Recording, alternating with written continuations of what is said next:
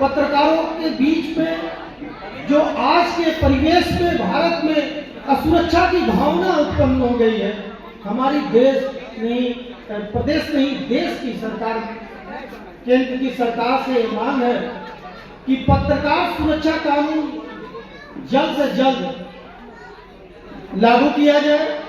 इसके साथ साथ जो वैध नीति बनाई गई है, जिसमें पत्रकारों के लिए, ग्रामीण से लेकर शहरी क्षेत्र के पत्रकारों के लिए जो वेतनमान निर्धारित किए गए हैं, वो वेतनमान उन पत्रकारों को दिया जाए। आज पत्रकारों की स्थिति क्या है, बहुत सोचने का विषय है। शुरू में हमारे कई साथियों ने, हमारे प्रदेश अध्यक्ष रंजीत कुमार सम्राट जी ने उसके बारे में विस्तार से बोला।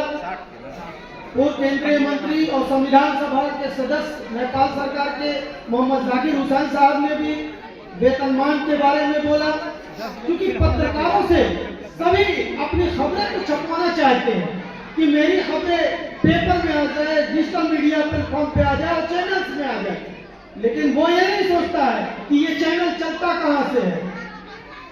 ये पत्रकार, इनके भी परिवार हैं, इनके भी बच्चे हैं, ये कैसे अपने बच्चों को अच्छी शिक्षा कैसे देंगे, ये किस संसाधन से चलेंगे। ये जो पेपर चला रहे हैं, जो वेब पोर्टल चला रहे हैं, यूट्यूब चैनल चला रहे हैं, इलेक्ट्रॉनिक मीडिया का संचालन कर रहे हैं, ये कैसे चलता है? वो चलता है विज्ञापन से। आप लोगों के थोड़े थोड़े जो विज्ञापन मिलते हैं, उससे उस पत्रकार का परिवार भी चलता है और उससे वो संसाधन के रूप में वो पेपर या न्यूज पोर्टल भी चलता है। तीसरा, पत्रकारिता की गरिमा को बनाए रखना हम पत्रकारों का बहुत बड़ा कर्तव्य है कि पत्रकारिता की गरिमा को हम बनाए रखें, क्योंकि बहुत से ऐसे पत्रकार हैं जो खबरों को बनाकर और ब्लैकमेलिंग का कार्य करते हैं। वो ऐसा नहीं है कि ग्रामीण स्तर के पत्रकार करते हैं, शहरी क्षेत्र के पत्रकार नहीं करते हैं। वो खबरों को बनाते हैं, कमियों को ढूंढ के खबरों को बनाकर, और वो पहले उस व्यक्ति को फोन करते हैं कि आप हमको इतना पैसा दीजिए, नहीं तो मैं आपकी खबर को पब्लिश कर दूंगा। तो मेरा ये कहना है आप सभी लोगों से कि आप लोग इस तरह का कृत्य मत करें कि जिससे पत्रकारिता की गरिमा ढूंढी लो। पत्रकारिता की गरिमा को बनाए रखना, क्योंकि हम देश के चौथे स्तंभ हैं, ये बहुत बड़ी चीज है। हम अपनी अहमियत को सिर्फ समझें, क्योंकि देखिए भारत के जो 3 अंग है, कार्यपालिका, न्यायपालिका और विधायिका, ये तो सरकार और प्रशासन और न्यायपालिका भी, ये सभी जनता के पैसे से लेके कर्तव्य निष्ठा का कार्य करते हैं। लेकिन एक पत्रकार ही है कि जो बिना किसी सैलरी के, बिना किसी वेतनमान के, निष्पक्ष और निर्भीक पत्रकारिता के माध्यम से आज इस पूरे देश को संचालित कर रहा है। हमें गर्व है कि हम पत्रकार हैं, और हमें यह भी गर्व है कि आप सभी यहाँ पे बैठे हुए पत्रकार साथी इंडियन जर्नलिस्ट एसोसिएशन के सदस्य हैं। मैं गारंटी के साथ कह सकता हूँ कि हमारा यहाँ पे बैठा हुआ जो भी पत्रकार साथी है वो साफ और स्वच्छ छवि का है। इसके साथ साथ डिजिटल मीडिया कानून बनाने की मांग इस प्लेटफॉर्म के माध्यम से, इस मंच के माध्यम से हम केंद्र सरकार से मांग करते हैं कि डिजिटल मीडिया की जो है एक कानून बनाया जाए। डिजिटल मीडिया यानी सोशल मीडिया। आज कहीं भी जाइए तो सोशल मीडिया के पत्रकारों को कहा जाता है कि आप फर्जी हैं, आप जो है कहां से ऑथराइज है, आपको कहीं से आरएनआई से रजिस्ट्रेशन नहीं मिल रहा है।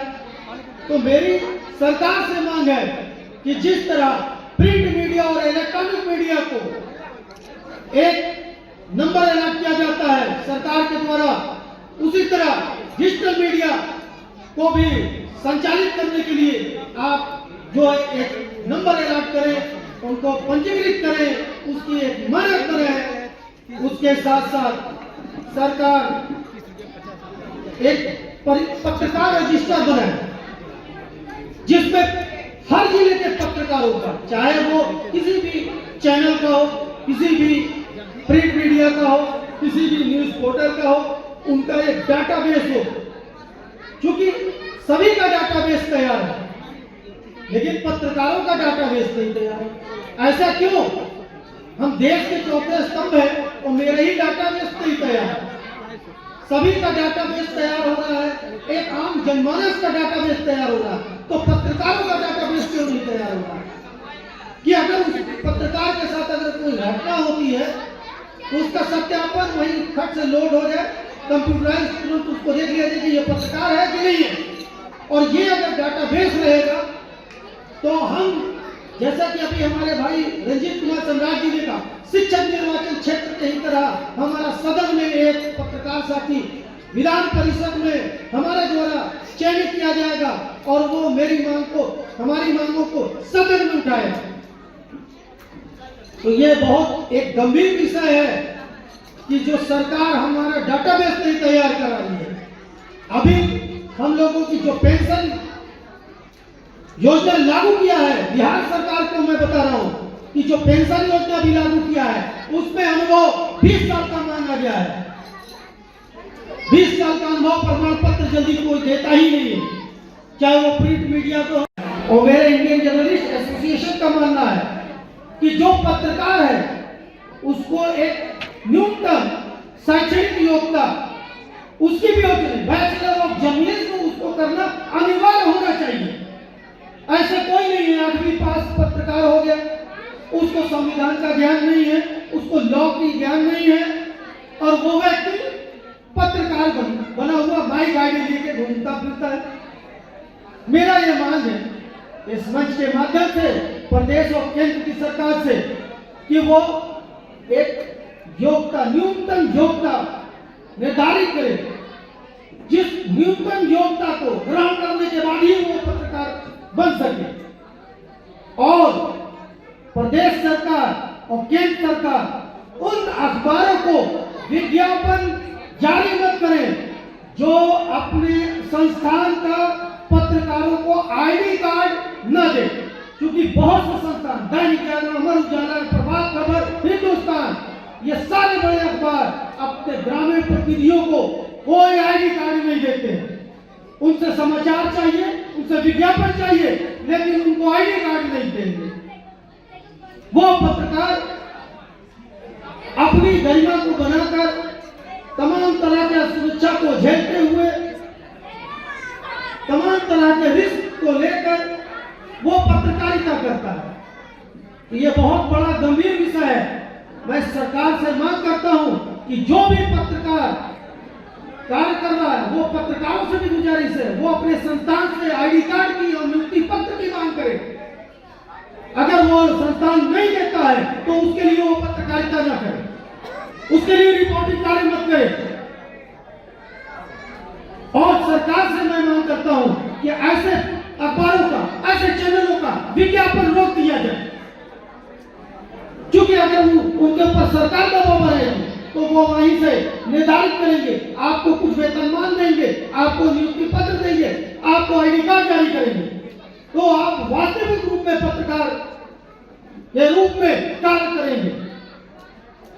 समय का बहुत अभाव है, मैं देख रहा हूँ बच्चे मेरे बहुत ज्यादा शोर कर रहे हैं। परफॉर्मेंस के बाद एक बच्चों में एक ललक होती है सम्मानित होने की भी, भलाई में